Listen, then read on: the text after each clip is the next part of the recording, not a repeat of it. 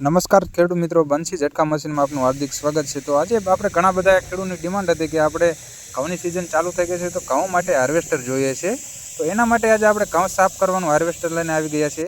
તો જોઈ શકો છો તમે મહિન્દ્રા 575 DI પાછળ આપણે જે જોડેલું છે થ્રેશર ને ઓછા વેરિયન્ટમાં અને ઓછા ડીઝલના વેરિયન્ટમાં ચાલતું થ્રેશર છે। 10 RPM માટે ચાલે છે, એટલે કે કોઈ ટ્રેક્ટરને ખોટો લોડ નથી પડતો, ખોટો દાબ ન પડે। અને પાછળ તમે જોઈ શકો છો 3 દાણા આપેલા છે, એની અંદર અલગ અલગ રીતે કોતરી નીકળતી હોય છે। ઝીણો દાણો હોય ટૂંકમાં બિયારણમાં તો નીચે નીકળી જતો હોય છે, કોતરી અલગ પડી જતી હોય છે અને ઘઉં ચોખ્ખા થાય અને પેલી બાજુ નીકળી જતી હોય છે।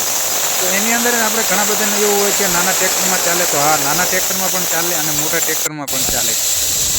તમે જોઈ શકો છો, જો અહીંયા ઘઉં સાફ થઈને ક્લીન થઈને ચોખ્ખા થઈને નીકળી જાય છે, જોઈ શકો છો તમે।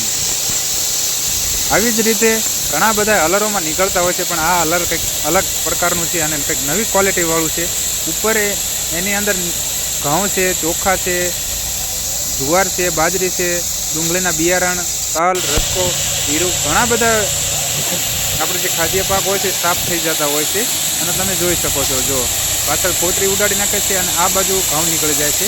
એની અંદર આ ઉપર છે એ આપણે ઓરવાનું છે, જે થાળું કે એ થાળું, અને એની અંદર મોટો દાણો હોય તે અહીંયા નીકળી જાય છે અને જે કટરની અંદર જે કટકી થયેલી હોય છે તે અહીંયા નીચે પડી જતી હોય છે।